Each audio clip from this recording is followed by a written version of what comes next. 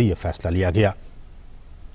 और हमने आपको बताया कि इन तमाम चीतों के गर्दन में रेडियो कॉलर लगे हुए हैं ताकि इनकी मॉनिटरिंग की जा सके। और विशेष हमने बताया कि आपको चिनूक हेलीकॉप्टर के ज़रिए इनको यहाँ पे लाया गया। और प्रधानमंत्री मोदी आप देख सकते हैं इनको विशेष जो क्रेट्स थे उनको खोलकर और प्रधानमंत्री ने इनको खुद वहाँ मुक्त किया। वो वहाँ पे अब विचरण कर रहे हैं। जो चीता प्रोजेक्ट है, अगर मैं इसकी बात करूं, ये भी बहुत महत्वपूर्ण है आपके लिए जानना कि किस तरह से भारत में चीतों को एक बार फिर से बसाने की यहाँ पे कार्य योजना बनाई गई। और इस योजना के तहत 5 साल में देश के कई नेशनल पार्क में ऐसी उम्मीद की जा रही है, जो हमारे वैज्ञानिक हैं, जीव वैज्ञानिक हैं, उनकी तरफ से ये कहा जा रहा है कि अगर ये ट्रांसलोकेशन और यहाँ पे ये सारी चीज़ें सही अनुमान के मुताबिक प्लानिंग के हिसाब से सब कुछ ठीक रहा तो आने वाले 5 से 10 साल में इनके ज़रिए और भी जो बच्चे होंगे उनको ऐसे उम्मीद की जा रही है कि 40 से 50 चीते पैदा होंगे और फिर उनको देश के अलग अलग नेशनल पार्क में फिर उन्हें बसाया जाएगा। बहुत ही महत्वपूर्ण। अभी तो सिर्फ ये 8 चीते कूनो नेशनल पार्क में आए हैं, लेकिन इन के बाद इनकी जब आबादी बढ़ेगी, ऐसी उम्मीद की जा रही है कि 40 से 50 के तादाद में इनकी आबादी होगी आने वाले 5 सालों में। तो उसके बाद इनको फिर देश के अलग अलग नेशनल पार्क में फिर इन चीतों को बसाने का काम किया जाएगा। और इस कार्य योजना के ज़रिए जैसा कि हम कह रहे हैं कि भारत एक बार फिर दुनिया के सबसे तेज़ रफ्तार वाले जानवर चीता का घर अब बनने जा रहा है। और भारत सरकार ने चीतों को फिर से देश के जंगलों में लाने का काम किया है, बहुत ही महत्वपूर्ण काम किया है। और प्रधानमंत्री जैसा कि आप देख सकते हैं कितने उत्साहित हैं, खुद कैमरे के ज़रिए उन तस्वीरों को कैद करने की कोशिश कर रहे हैं। प्रधानमंत्री खुद भी चीतों को देश में लाने और इसे बसाने में निजी, बिल्कुल पर्सनल लेवल पे निजी रुचि दिखा रहे थे। और उसी का नतीजा है कि आज ये 8 चीते अब हिंदुस्तान की सरजमी पर पहुंच चुके हैं। ये हम आपको बताएं, चीता आपने भी देखा होगा तमाम टेलीविज़नों के ज़रिए, नेशनल ज्योग्राफिक पे, एनिमल प्लैनेट चैनल पे, कि किस तरह से ये जंगलों में रहता है। और ये एक मांसाहारी जानवर होता है। भारत से इसका लगभग 70-75 साल पहले खात्मा हो गया था। और कहा जाता है कि अवैध शिकार जो रहा वो एक बहुत अहम वजह रहा इनके एक्सटिंक्ट होने के, इनके विलुप्त होने के। ज़्यादा शिकार, और ये भी कहा जाता है कि जो चीतों का जो नेचुरल हैबिटेट था उनको भी काफ़ी नुकसान पहुंचा था, इसलिए धीरे धीरे विलुप्त हो गए। बहरहाल देश में चीतों को फिर से लाया गया है और हमारे जो जंगल हैं उनका जो इकोसिस्टम है, उनका जो पारिस्थितिकी तंत्र है, ये अब उनके लिए वरदान साबित हो सकता है। जैसा कि हम सभी जानते हैं कि ये जो जानवर है, ये जो चीता है, वो खुले मैदानों में रहते हैं। उनका आवास मुख्य रूप से वहीं होता है जहां उनके लिए शिकार अच्छी खासी तादाद में मौजूद होते हैं। घास के मैदान हो, झाड़ियां हो, खुले जंगल हो, अर्ध शुष्क वातावरण और थोड़ा सा ज़्यादा तापमान उनके लिए सही होता है। तो थोड़ा ज़्यादा तापमान हो, हम जानते हैं कि मध्य प्रदेश का ये इलाका ज़्यादा तापमान इनका रहता है यहाँ पे 12 महीने। इसलिए भी हमारे जो वैज्ञानिक हैं उन्होंने कहा कि ये काफ़ी उचित होगा यहाँ पे इन्हें रखना। घास के मैदान हैं, झाड़ियाँ हैं, खुले जंगल हैं, ये तमाम चीज़ें इनके अनुकूल हैं इनको यहाँ पे रखने के लिए, इसलिए यहाँ पे इन्हें लाया गया। चीतों को बचाने के लिए उनके शिकार करने के आधार, उनको हमें बचाने की ज़रूरत है। उनके शिकार के आधार करने के आधार को हमें बचाना होगा, जिसमें कुछ खतरे में पड़ी प्रजातियां भी शामिल हैं, बल्कि घास के मैदानों की जो दूसरी अन्य लुप्त प्राय प्रजातियां हैं और खुले वनों का जो इकोसिस्टम है, जो पारिस्थितिकी तंत्र है, उन्हें भी हमें बचाना होगा। जिस बेस पे हम वही कह रहे हैं कि जिस बेस पे, जिस आधार पे ये तमाम चीते यहाँ जिंदा रहेंगे, यहाँ रहेंगे, उस बेस को भी, उस आधार को भी हमें बचा कर रखना होगा, तभी तो ये उस इकोसिस्टम में आराम से रह पाएंगे। इसलिए भी हम बार बार ये कह रहे हैं और सरकार भी कह रही है कि उस सिस्टम को, उस बेस को हमें बचा कर रखना होगा। चीतों को वापस लाने से देश में खुले जो जंगल हैं उनको बचाने के काम को भी अब काफ़ी मजबूती मिलेगी। और ये भी देखा गया कि बड़े जो मांसाहारी जानवरों में मानव जो इंटरेस्ट है, ह्यूमन इंटरेस्ट, मानव हितों के साथ संघर्ष चीतों में सबसे कम पाया जाता है। दूसरे जो ऐसे वाइल्ड एनिमल्स होते हैं उनके साथ मैन एनिमल कॉन्फ्लिक्ट होते रहते हैं, अक्सर होते रहते हैं, लेकिन चीतों के साथ ऐसा नहीं है।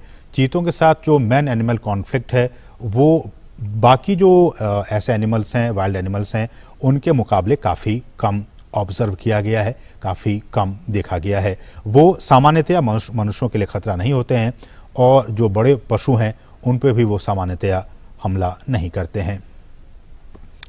और wild life trust of India ने इसकी शुरुआत की थी कि किस तरह से इसको लाया जाए, और दुनिया भर के विशेषज्ञों, पर्यावरण, वन और जलवायु परिवर्तन मंत्रालय सहित भारत सरकार के कई अधिकारियों, राज्य सरकार के अधिकारियों ने इसके लिए कई दौर की बैठकें की। भारत सरकार के अधिकारी, मध्य प्रदेश सरकार के अधिकारी, वन विभाग के अधिकारी, नामीबिया से जुड़े अधिकारी, इन तमाम अधिकारियों की कई महीनों से लगातार बैठकें हो रही थी ताकि ये सारा जो काम है वो बहुत ही इजी वे में हो सके। और इसके लिए जो साइट सर्वे का काम है उसका फैसला लिया गया था। और हालांकि इसके बाद ये भी खबरें आई कि वैसे राज्यों में इन्हें छोड़ा जाए जहां की पहले से चीता पाए जाते थे और उन्हें ही प्रायोरिटी बेसिस पर उन राज्यों को सिलेक्ट किया जाए। तो उसके बाद नाम आया, गुजरात का नाम आया, राजस्थान का नाम आया, छत्तीसगढ़ का नाम आया, मध्य प्रदेश का नाम आया कि ये ऐसे राज्य हैं जहां की आज से 70 साल पहले चीता पाए जाते थे। अब हमारे जो वैज्ञानिक थे, हमारे जो अधिकारी थे, उनके मन में ये आया कि फिर अब इन तमाम जो राज्य हैं, गुजरात, राजस्थान, छत्तीसगढ़, मध्य प्रदेश, ये तमाम राज्यों में से नामीबिया से जो चीते लाए जाएंगे उनके लिए सबसे मुफीद, सबसे एडेप्टेटिव एटमॉस्फेयर कहाँ होगा जहाँ की वो अपने आप को अच्छे से ढाल सकें। तो फिर जीव विज्ञानियों ने ये फैसला लिया कि इनके लिए मध्य प्रदेश ही सबसे उपयुक्त जगह है। मध्य प्रदेश का कूनो राष्ट्रीय उद्यान सबसे उपयुक्त जगह है जहाँ की इसे रखा जा सकता है, छोड़ा जा सकता है। तो उसके बाद ही यह फैसला लिया गया और फिर नामीबिया से हमने बताया कि किस तरह से इन 8 चीतों को यहाँ पे लाया गया है। अधिकतम दूरी आपने देखा होगा नेशनल ज्योग्राफिक चैनल पे या फिर एनिमल प्लैनेट चैनल पे, किस तरह से ये कितनी स्पीड में इस पृथ्वी पर अगर सबसे स्पीड में अगर दौड़ने वाला कोई प्राणी है तो वो चीता है। और अधिकतम गति इसकी 450 मीटर तक ही दौड़ सकता है, लेकिन 1 मिनट में बहुत ज़्यादा स्पीड में ये दौड़ता है। 450 मीटर तक दूरी तक ये दौड़ सकता है अधिकतम गति से। और कहा जाता है कि दौड़ने के दौरान चीते के शरीर का जो तापमान है वो काफ़ी ज़्यादा बढ़ जाता है, इसलिए ये बहुत दूर तक नहीं दौड़ पाते हैं। बहुत स्पीड में दौड़ पाते हैं लेकिन बहुत दूर तक नहीं दौड़ पाते हैं, क्योंकि इससे इनके शरीर का जो हीट है वो काफ़ी बढ़ जाता है। और कहा जाता है कि जो तापमान है इनके शरीर का वो करीब 2.5 डिग्री सेल्सियस तक बढ़ जाता है। और ऐसे में जो इनका जो दिमाग होता है, ब्रेन, वो इस बढ़ी हुई गर्मी को सहन नहीं कर पाता है, झेल नहीं पाता है और वो अचानक ही दौड़ना बंद कर देता है। आपने देखा होगा तमाम जो प्रोग्राम्स बनते रहते हैं उसके ज़रिए, और ये 1 मिनट तक किसी भी शिकार का पीछा करता है और अगर वो नहीं मार पाता है तो फिर ये उसका पीछा करना छोड़ देता है। तो ये कुछ अहम बातें, हालांकि आप इसके बारे में जानते होंगे। एक बार फिर से हम आपको बता दें कि ये जो चीते लाए गए हैं उनमें से 3 नर हैं और 5 मादा हैं। 2 नर चीतों की उम्र जो है वो 5.5 साल के आसपास है और कहा जाता है कि दोनों भाई हैं। इनमें भी काफ़ी कुछ ये बातें काफ़ी महत्वपूर्ण रखती हैं कि इनके आपस के संबंध कैसे हैं। कई बार ये आपस में एक दूसरे को भी दुश्मन समझ बैठते हैं। तो कहा जा रहा है कि जिन चीतों को लाया गया उसमें से 2 जो नर हैं वो आपस में भाई हैं और दोनों नामीबिया के ओडजीवारेंगो, अगर मैं प्रोनाउंसिएशन ठीक से नहीं कर पा रहा हूँ तो मुझे माफ़ कीजिएगा, ओडजीवारेंगो स्थित जो निजी रिजर्व फॉरेस्ट हैं वहाँ से इन दोनों भाइयों को लाया गया है, 2 नर चीतों को लाया गया है। जो तीसरा नर है उसकी उम्र 4.5 साल है। इसका मतलब कि ये जो 2 नर हैं जिनकी उम्र 5.5 साल, उनसे ये थोड़ा छोटा है, 4.5 साल इसकी उम्र है और इसे नामीबिया के एरिंडी प्राइवेट गेम रिजर्व से लाया गया है। और 5 मादा चीतों में से एक 2 साल का है, 2 साल की है, एक 2.5 साल की है, एक 3 से 4 साल की, तो 2 जो है वो 5-5 साल की हैं। तो 2 जो मादा चीता है वो 5-5 साल की उनकी उम्र है, और एक 2 साल की है, एक 2.5 साल की, और एक जो है वो 3 से 4 साल के बीच की इनकी उम्र है। और जैसा कि हमने कहा कि ये 30 दिनों तक पीएम मोदी ने 3 चीतों को पार्क में छोड़ दिया है। ये हम आपको ताज़ा अपडेट बता रहे हैं। 8 में से 3 चीतों को पार्क में छोड़ा जा चुका है। प्रधानमंत्री नरेंद्र मोदी ने बाड़े में छोड़े गए इन चीतों की तस्वीरें ली, आपने देखा इन तस्वीरों के ज़रिए। और कूनो जबकि अब ये पहुंच चुके हैं, 30 दिनों तक ये क्वारंटीन रहेंगे, और उसके बाद फिर उनके स्वास्थ्य और बाकी जो एक्टिविटीज़ हैं उन पर लगातार नज़र रखी जा रही है, आगे भी नज़र रखी जाएगी। और अगर इन 30 दिनों तक सब कुछ ठीक रहा तो फिर इन 8 चीतों को जंगल में छोड़ दिया जाएगा। और कूनो ये भी, जैसा कि हमने कहा कि चीतों के लिए कूनो नेशनल पार्क क्यों ही इसी पार्क को क्यों चुना गया। हालांकि हमने कहा कि गुजरात भी पहले वहाँ पे चीते पाए जाते थे, और बाकी जो राज्य मध्य प्रदेश की बात हो, छत्तीसगढ़ की बात हो, ये सारे क्लाइमेट के हिसाब से, इनके रहन सहन के हिसाब से वो सारी चीज़ें मुफीद थी। लेकिन बावजूद इसके कूनो नेशनल पार्क क्यों चुना गया, तो ऐसा कहा जाता है कि करीब 1 दशक पहले गिर के जो एशियाई शेर हैं उनको यहाँ तैयार किया गया था लाने के लिए। हालांकि इन शेरों को यहाँ नहीं लाया जा सका, और कहा जाता है कि स्थानांतरण की सारी तैयारियां भी पूरी हो गई थी। शेर के शिकार के लिए, जैसा कि आप जानते हैं कि चीतल हो, संभल, ऐसे जानवरों को भी यहाँ पे स्थानांतरित किया गया था। लेकिन शेर के लिए की गई तैयारी अब इन चीतों के लिए, ये जो 8 चीते हैं उनके स्थानांतरण के लिए अब काम आ जाएगी। और मध्य प्रदेश सरकार भी काफ़ी एक्टिव थी, उन्होंने कूनो के अलावा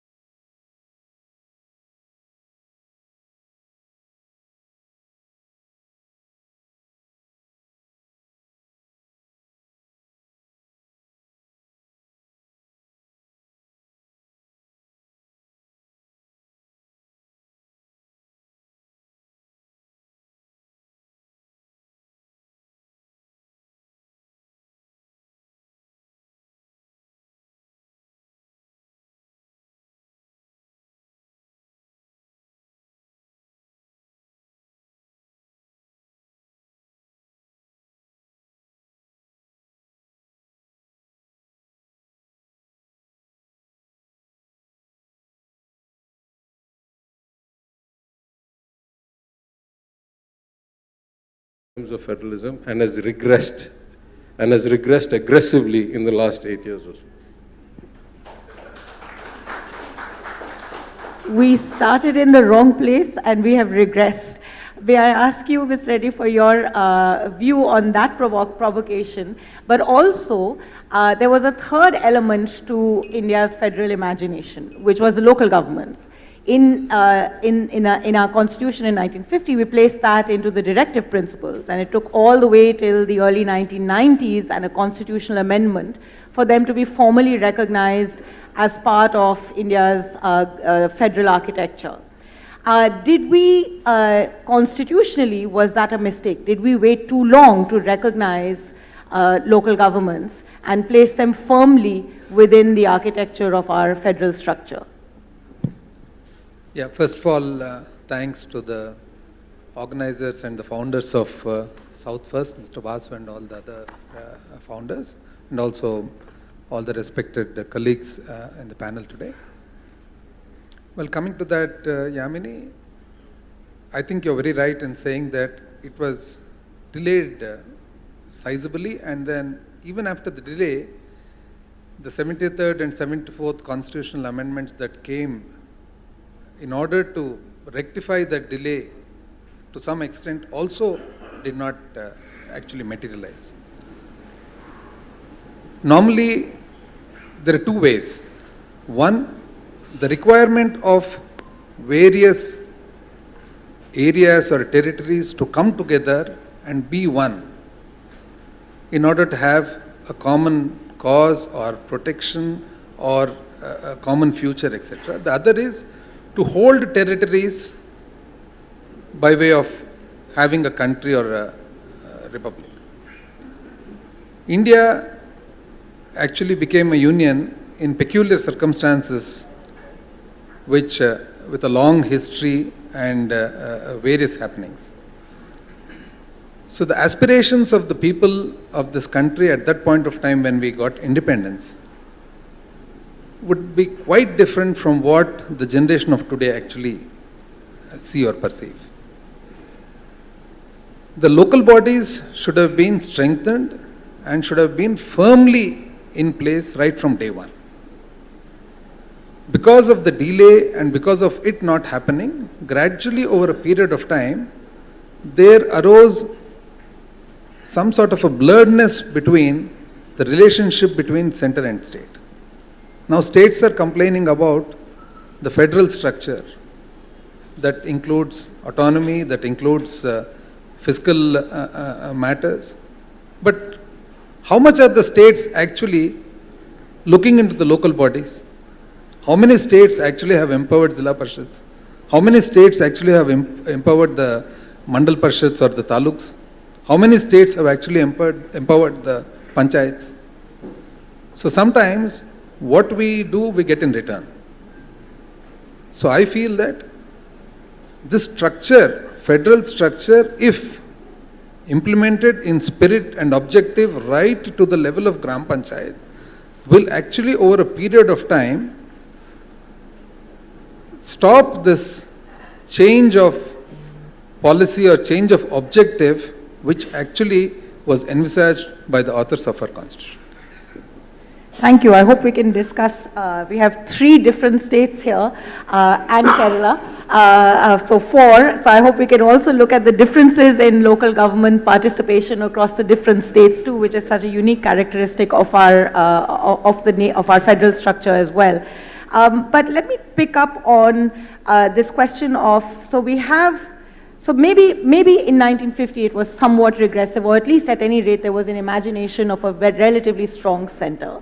But if you look at the arc of independent India, especially after single party dominance of Congress starts breaking, democracy gives you a great vibrancy of federalism. So to Ambedkar's imagination of us moving from unitary to federalism, regional parties start playing a really important role in our national politics as well. Yet, the puzzle that has always been on my mind, why is it in those peak years of very vibrant. In fact, at some point, political scientists would argue that national elections in India are in fact state elections, because it's this coming together of states that is forming the coalitions on the, in Delhi. Yet very little was done to shift this initial architecture. Shashi, what is your view on that?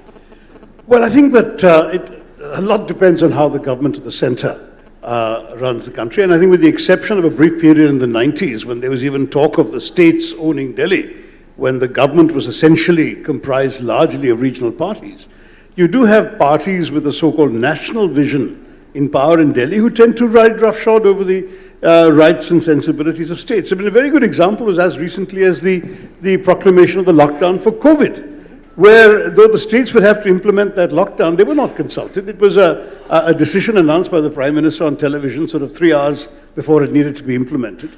And it was done using a rather obscure article of the National Disaster Management Act. But that was the end of any pretense of federal authority on this. It was just as when Mrs. Gandhi proclaimed the emergency in 75, the states sort of woke up to the news. The same thing happened with the COVID lockdown. And you see this time and time again, even since PTR was talking about fiscal allocations. Look at the allocations for to the states from the Disaster Management Fund. When COVID came along, you'll see no relationship between the population of the states, their COVID burden, the number of migrants they had to deal with, and the amount of money that that fund decided to allocate to them. So we're seeing time after time the tendency of those in power in Delhi, using, of course, the argument of the national vision to take those decisions. I do take the point that you and Mr. Reddy have made about the local governments. I think Kerala is an honorable exception in many ways, in that local governments have been empowered to a very great extent, and that you're seeing some genuine devolution of authority, though not yet budgetary, not yet adequate budgetary means. But it's still better than most other states that I'm aware of. And that is an anomaly in all this, because if the states can argue that they are being wrongly treated by the centre, the districts can argue they're being wrongly treated by the states. Having said that, the states have a good excuse nowadays, which is that the money they're getting from the centre hasn't gone up. It's very interesting when you saw the 14th Finance Commission recommending a significant increase in the proportion of taxes that should be paid to the states. Promptly the central government implemented that and then reduced instead the amount of other tax they could hold on to. So the net result was a wash. I mean, the states didn't get a penny more, though the argument was they needed more money that they could have the discretion to spend. So there's no question that, I mean, as PTR has argued, that you are seeing a heavy tilting of the scales towards the union government, and that's become more pronounced, it seems to me, in recent years. So you mentioned the 14th Finance Commission, and it was, I think, in more ways than one, a watershed moment for fiscal federalism in India by virtue of the attempt to enhance devolution to states. But about that time, colleagues and I were spending a fair amount of time talking to line ministries and bureaucrats within states. And one of the things that struck us a lot in those conversations is how much, at least the bureaucracy and the line departments, were unhappy, because what the center did was, having done the devolution, it reduced the allocations to several centrally sponsored schemes. Now, centrally sponsored schemes have been the bane of most state governments since the 1960s. I think commission after commission after commission has complained about centrally sponsored schemes, and attempts have been made every now and again to reduce the number of centrally sponsored schemes from 500 to 120, then goes back to 200. Now apparently it's 28, but it's actually about 150. And if you look at the DBT database, there's 400 schemes that the government of India has for which money is flowing.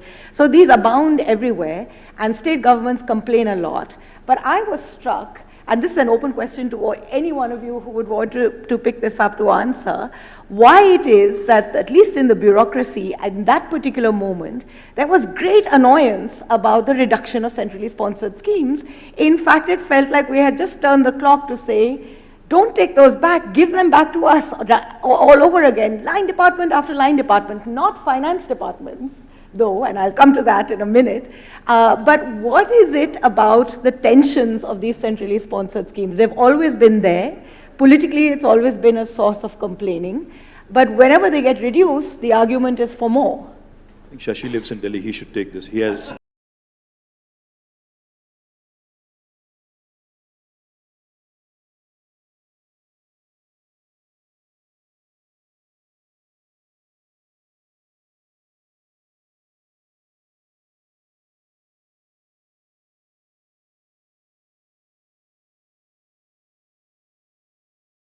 Mahatma Gandhi's image. I have no doubt in my mind. Because, we have a situation where it's funny, embarrassing, and also sometimes upsetting. We've had the Union Finance Minister here recently, a couple of weeks ago. She went to a fair price shop in a district about 100 kilometers from here. And she was making a scene out there like a street level BJP worker, asking the collector right in front of about 200 people as to where the Prime Minister's photo in the fair price shop was. Now, the point I'm trying to make is, if we are truly a federal republic, as we are supposed to be, why are we fighting over an individual's pictures and in the institutions that we've built at the grassroots level? I mean, if I can certainly counter it and say, when Modi ji was the Chief Minister of Gujarat, did he put up Dr. Manmohan Singh's pictures in all the fair price shops in Gujarat? I don't think so. The point I'm trying to make is, none of our enactments, none of our legislations actually mandate this kind of cult worship. What has essentially happened, Yamini, in my humble opinion is, while we are called the world's largest parliamentary democracy, we function like a presidential democracy and not like a parliamentary democracy. Essentially, everything being centralized. And this applies to states as well, by the way. I'm not saying this only about the union government. I'm also saying the same thing about state government. Even the states, as Rajendra said, we do also, in fact, barring Kerala probably, I think we do not empower our local governments enough. We don't empower our local governments enough. So, yes, what you do is sometimes what you get. Karma is a boomerang, like they say. But the point is, we need to, at some point, draw lines, clear distinctions, and say, okay, now let's define our roles. The defense, railways, and there are certain areas we have simply no role. That should be left to the union government. And what is the union government doing today with respect to NREGA? They want to deposit funds from the NREGA kitty directly into the workers' account in a village. Now, do the states not get to decide what sort of work needs to be taken up? Kerala may have done some things, Telangana may have done some things, Tamil Nadu would want to do something else, and Andhra might be wanting to do something else. We are all on different stages of learning curve. Now, this is the essence of federalism, trying to ensure that we understand stronger the states are, stronger the country is going to be. Each state needs to align its priorities in tandem with its local governments. In Telangana, we run a program called as Palle Pragati and Pattan Pragati.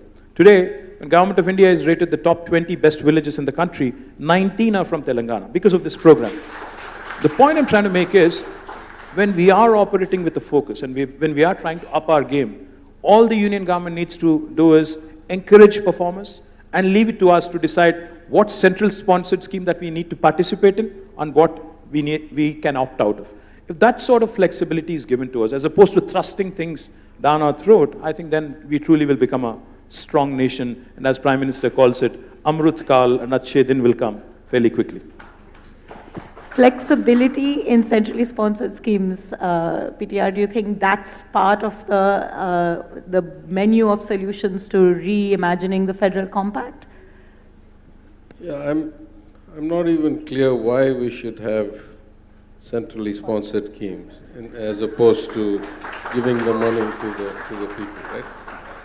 I have a video clip picking up from my friend of then Chief Minister of Gujarat, Thiru Narendra Modi, going on a long exposition. It's in Hindi. I can play it here if you want. He says, Mama ka paisa. Yeah, he says, the states have been feeding the poor for decades. All of a sudden, the union comes and says, this is coming from me. What does that mean? All these things, right? So, I think there are some clear roles for the union. Foreign affairs, defense, currency stabilization, trade, policies. But when it comes to what is right, I mean, you and I have talked about this before. You've seen so many CAG reports, not our reports, CAG reports that talk about Swachh Bharat scheme toilets built with no water because the union government cannot supply water, only the local body can supply water. Or funds sent and not used because you cannot whitewash a thatched school. And, this notion that somehow you can direct or dictate policy. And then the question then is, what is the intent? Is it to create a kind of cult? Is it to, we have an insurance program, or for that matter, PDS. In all of these things, Tamil Nadu was certainly ahead of the Indian average or the design of the union scheme. Then they design a scheme, and then they say, you have to change the name. If you want some share of it to be funded by the union, you have to change the name. we have an insurance program. They want to partly fund some of it. They say you have to put the Prime Minister's image on the card, on the ID card. I mean, we were already doing it before. Now, you get some. So, and I'll go even to the extreme in terms of schemes, right? Like they have the scheme called Jal Jeevan scheme, right? And it started out with, 60 or 80-20, then 60-40, then 40-60, the usual model, sliding scale. But they incentivize you to actually take the tap into every house in every village. Now, in a lot of cases, the villagers don't want the tap in their house. They have their own, mores and their own psychology about it. They want a public tap on the street. In my constituency, in colonies where I've offered to run taps into the house, they say, no, leave the tap outside my house, not inside my house.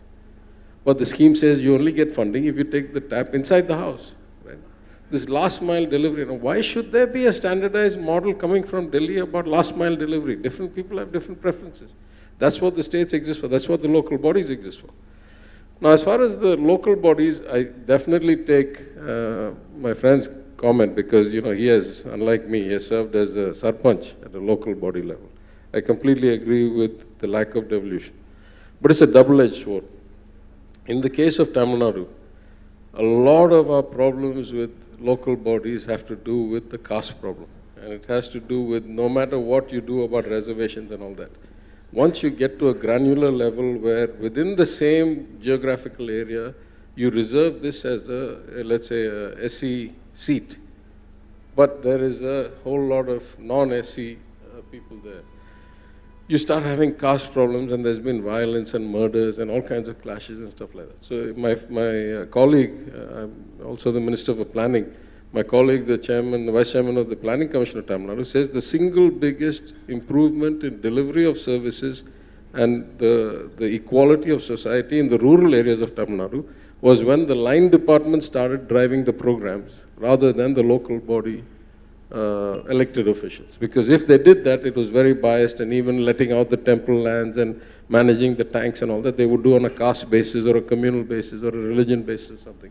And once you standardize the model from Chennai, then it became actually better delivery. So I completely agree, you can't have it always. You can't say, I want devolution to my level, but not below me. And again, I think time changes things, right? If you have greater education levels, you have greater integration, more harmony, then you do more devolution. And I think some states, and maybe there's a correlation between the communist philosophy and the fact that Kerala has such high devolution, maybe. But I think all parties take equal credit for that. but some of these things should never be aggregated. There is no natural reason for a one-size-fits-all aggregated model coming from Delhi. That's my idea. I think one of the big governance challenges for India is that we still haven't passed out what level of government should be performing what level of function, and it leads to a consistent set of overlaps across the board. I was going to pose the next question, but you've thrown such an important provocation about local governments and the local context that I think, Mr. Reddy, you have to answer that.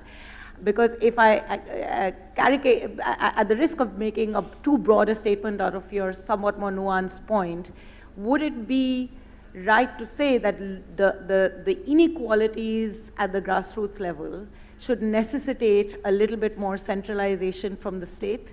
I'm just throwing this out as a provocation because I think that's one of the very critical reasons why you could, centralization at the state level has often happened at the cost of deeper devolution to local governments. These things, Yamini, I feel are very state specific. With in acknowledgement and also due respect to the opinions of my colleagues here, transgression of responsibilities and duties, overlaps normally happen vertically. Now, the duty of a local body representative, a sarpanch or a taluk board president is well defined, but the MLA wants to go and see what all is happening, right from laying of drains to roads to water. This is clearly the role of a local body. And the MP also with the MP-led The fund. MP also. And now, MLA is transgressing into the local bodies. Parliament is transgressing into the legislatures. So is the result with regard to local bodies, legislatures and Parliament. Next comes whether there should be a more centralized monitoring and spending. I believe that in a democracy, ultimately, it is the elected representative who should have supreme power. He is elected by the public. If the public do not like his whatever capacities, there is always a provision to replace him when the period ends. But I have in my own experience seen that anybody who is elected by the public have a far better understanding of the needs of the public than anyone else in the system. And now when it comes to the expenditures that are made, now I belonging to a state as well as to a regional party, at the same time, to be fair and be objective, the money that is being spent by the center for the schemes, central sponsored schemes, are outside of the money that is already devolved to the states. So, when the center spends certain amount of money on CASDS, centralized state development schemes, or the centrally sponsored schemes. So, centrally sponsored schemes are 100% spent by the center, and CASDS are partly spent with contribution by the state. So, these are framed in such a way based on the requirement. Now, as Mr. PTR said, there are state-specific, and as Mr. KTR also said, state-specific needs are there where maybe the CASDS have to be, the states have to be given a little more autonomy to design schemes that are more suitable for their requirement. But at the same time, broadly speaking, when the center is spending money for the public, if the state wants to have its own emblem or own mark or trademark, so also we should allow the center to do it. Okay, can I just interrupt for a, sorry to interrupt. My point is very simple, very straight. I agree with you and I don't have a problem with centrally sponsored schemes either. The problem arises when somebody tries to impose their ideology. The issue is not centrally sponsored schemes or the larger good that is aimed at for the betterment of the society. That is not a problem at all. See, between all of us, the southern states, we are 19% of the population of this country, but we contribute to 35% of the GDP of this country. So when somebody from Delhi flies into Hyderabad and tells us that I am the giver and you are the taker, you know the attitude that kicks in, you know that हमने आपको 2 लाख करोड़ दिया. Now that really puts me off. Because you know, every rupee I contribute from Telangana, my tax check, my exchequer contributes from Telangana, what we get back is 46 paisa. For every rupee that is contributed from the south of India, 35% of the GDP, we do not get back. I'm not even asking, I'm not even suggesting that I get back every single paisa. I know that there is defense, I know that there is railways, I know that there are laggard states, I know that there are roles that the government of India needs to fulfill, which of course we are happy to contribute and we are happy to, you know, as an Indian citizen, we are happy to, you know, be a part of the nation building. But the problem is the attitude of those who run Delhi. You know, they come with a chip on their shoulder and they tell us, listen, हम देने वाले हैं, आप लेने वाले हैं. तो इसीलिए हम जब देते हैं, आप हम जो कहते हैं, whatever we say, you have to do. Now that is the problem. Because Andhra has a certain challenge. Andhra has certain, you know, projects that they would like to complete. In Telangana, in the last 8 years, we have completed drinking water connection to each and every home. In fact, that became inspiration to Har Ghar Jal. In Telangana, we have done some very, very focused programs on tank revival. In Telangana, we've also completed some large lift irrigation projects. So I have a different set of priorities from my friends here. Now, why should I not get to decide what I should do with my devolution money and with also my money that is being proposed in centrally sponsored schemes? The last thing I'll say is, you know, this whole myth about devolution, how it has been enhanced by Modi ji. Actually, the fact is, both the finance ministers can tell you, it is not 41% that we receive today. Because of all this cess and other things that is happening, we only get 29%, which is far worse than what it was. So this whole, again, abrogation of sorts of responsibilities or, you know, this obfuscation that they indulge in, you know, and kind of try and take away the money that rightfully belongs to the states by way of imposing additional excise duties and other things. It is a travesty. So this needs to be challenged, this needs to be addressed, and if needed, needs to be challenged legally as well. In fact, So as Mr. Ketia said, the actual increase in devolution and more autonomy to the state happened during the 14th Finance Commission while Dr. Y.V. Reddy was the chairman.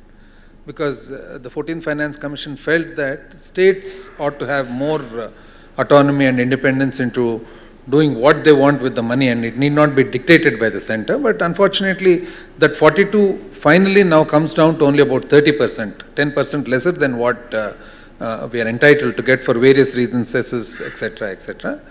But then coming to the issue of center-state, I think this relationship between center, state, federal structure, etc., has to happen from top to bottom. It cannot stop midway or start midway. It has to start from top and go down up to the Gram Panchayat level. Only then everybody understands what the actual responsibilities are, what the actual authorities are, and what the duties are. Sorry, I just want to say one thing about the centrally sponsored schemes. I mean, I'm relatively new in politics, but 15th Finance Commission Chairman, Mr. N.K. Singh, at some seminar we were at, he said there wasn't actually this whole, it wasn't like a constitutional carve-out that there should be centrally sponsored schemes. Certain governments started it when states benefited and they still had a say in its design, and it was a participative kind of approach. They didn't object. This regime has just taken it to extremes and made it dictatorial and, to suit their political needs as opposed to the needs of the people. But it's not like inherent in the constitution that there should be centrally sponsored schemes. It's not like they're particularly well designed to execute anything. I mean, as I think former Chief Minister of then unified Andhra said, the union is a myth, right? It's an integration of all the money that comes from the states, politicians that come from the states, IAS officers that come from the states, IPS officers that come from the states. It is a temporary gathering of people to facilitate the distribution, redistribution, devolution of what comes from the states. It's not like it drops from the sky to the union and then they divide it up to us, right? So this notion that there should be something that they know better than us itself is a flawed notion, right? There's no natural place for them to have this. And I mean, listen, I'm far, far less strident than the former Chief Minister of Gujarat, Narendra Modi, when he said the same देश thing. के ही नौरादेही वन्य अभ्यारण्य हो या फिर राजस्थान में भैंसोड़गढ़ हो वन्यजीव परिसर, इन तमाम राज्य सरकारों की तरफ से भी वैज्ञानिक आकलन कराया गया था और आकलन के बाद ही कूनो नेशनल पार्क में इन्हें छोड़ने का फैसला लिया गया।